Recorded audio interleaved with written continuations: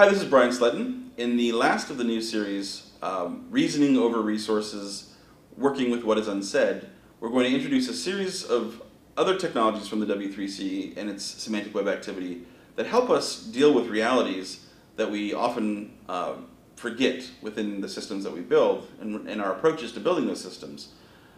We tend to think if we can just model everything correctly the first time, we'll get away with it this time. And that just never happens, right? Information is always coming to us from new places, from new locations, and fundamentally people have different views of the world. Even within one organization, different people have different needs.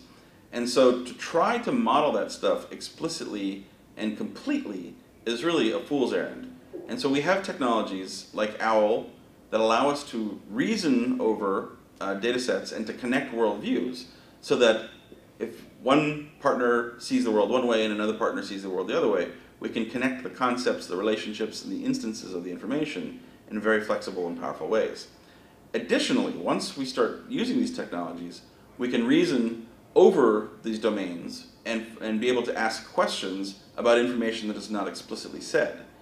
And a lot of information that we have is sort of tacitly captured in our data and our documents and our relationships, but we want to be able to ask questions about abstractions over that data. For example, using taxonomic hierarchical relationships to be able to find things and organize things based on different levels of abstraction. Find me all the cars, find me all the vehicles, find me all the people in the engineering department.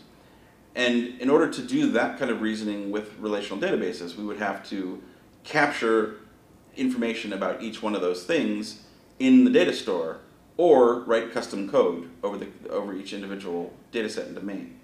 And with the technologies that we have, we're able to use standard modeling languages, standard query languages, standard reasoning tools to be able to represent and noodle over arbitrary domains.